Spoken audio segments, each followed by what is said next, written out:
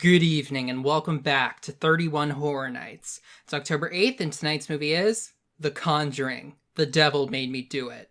I'm just going to call it The Conjuring 3. I'm not going to say that whole thing every single time. So, this movie has a lot to live up to. The original Conjuring was a very, very good scary movie. Like, a lot of really good elements of horror to it. The Conjuring 2 was even better. Not only was it just a really good horror movie, it was just a really good movie in general. I really got to know the characters. I grew to like them a lot. The story was really clever. It was my favorite movie from the first Horror Nights. So this movie has some pretty big shoes to fill, and I'm not sure if it's up for the challenge. First of all, I don't understand why they do this. They changed the director. Like, why would you do that? The first two movies were so good, and they did well enough at the box office to warrant a third movie. Why not keep the same director? I already know that James Wan is brilliant, but this new guy, Michael Chaves, I don't know anything about him. Just like the other two movies in the Conjuring series, this movie is based off of something that really happened, or was reported to have really happened. This was a case in, I think, 1981 Connecticut, where a guy murdered someone but pled not guilty on the grounds that he was possessed by the devil. Just like in The Conjuring 2, Ed and Lorraine Lauren help out, and Lorraine uses her abilities as a clairvoyant to try to get to the bottom of it, but this puts her in severe danger. I really love these two characters. Not the real Ed and Lorraine Lauren, they were probably con artists, but the fictional Ed and Lorraine Lauren I like a lot. They are really well acted, they have good chemistry with each other, they're likable characters, they're a good base for these movies. If they're the same Ed and Lorraine Lauren I remember from The Conjuring 2, that's going to be something good in this movie. But the rest, I'm not sure. I'm going to go check it out. So, was this as good as the first two movies?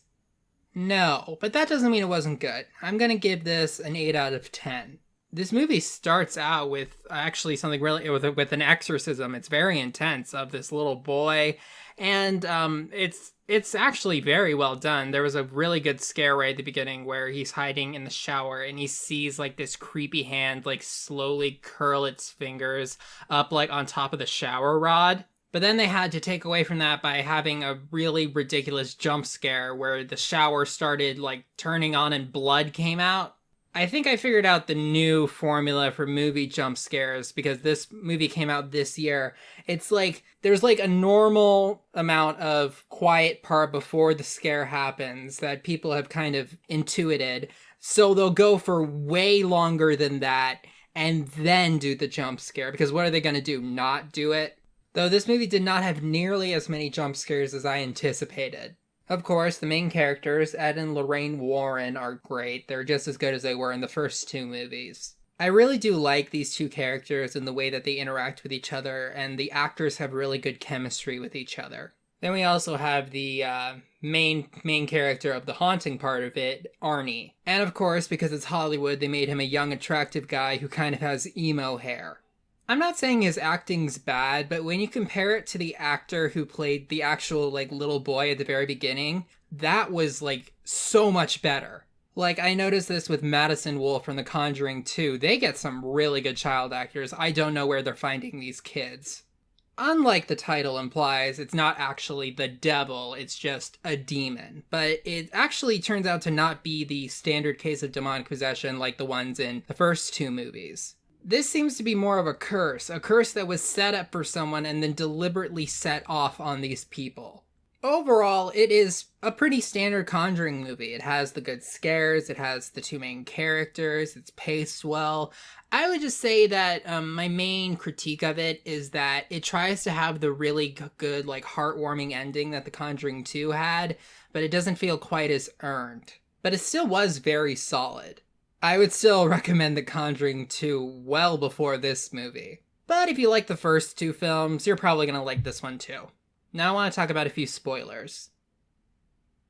This is the first of the Conjuring movies that has like a human villain as opposed to like just like a demon or a ghost. There's like an actual like villain person in this movie. The person who set up the curse that affected all these people is this skinny woman who reminds me of Mrs. Tweedy from Chicken Run. And the moment I noticed that, I couldn't unsee it. But anyway, Arnie is not the only person who's fallen into this trap. There was another case a few towns over where pretty much the same thing happened. It was even the same murder method of being stabbed. I think it was 22 times in the chest, 21 times. And in the meantime, they get the help of like an old priest, old father, and who knows a lot about Satanists and the really dark occult type of things. And after some more sleuthing and using Lorraine's clairvoyance, they are able to figure out where the lair of the villain is, and they need to destroy the altar. And here's where things become way too convenient, in my opinion. The Lorraine goes back to the house of that pastor, that priest, to get something in a book translated, and it's revealed that his daughter is that Satanist woman. Like, what are the odds of that supposed to be? And not just that, the lair is like right outside his house. I remember being so shocked when the monster from the Amityville Horror at the beginning of The Conjuring 2 ended up being the main monster in the actual like movie part. I thought those parts of the movie were going to be kept separate from each other, but in this one it just seems like a plot contrivance. And then there's no real better way to say this succinctly. They defeat her with the power of love. And yes, we've seen variations of that in a lot of possession movies, but in this one it's kind of explicit. I believe the line was, "She thinks our love is our weakness, but really it's our strength." And then because they destroy the altar with like a sledgehammer, it started out with Lorraine just trying to push it over, but I guess that the Satanist saw that coming. She like made the table so that it wouldn't just fall over if you push it. He had to like smash it with a sledgehammer. And because the demon still needs one more soul, it like breaks her in half and kills her. There are definitely some moments in this ending where it goes into corny, cheesy territory. In this movie, everything gets wrapped up neatly with a little bow and everybody has their happy fairy tale ending. And again, it feels kind of cheesy because they didn't build up as much. It didn't feel as earned as it was in The Conjuring 2. And I think part of that is because The Conjuring 2 was a lot longer.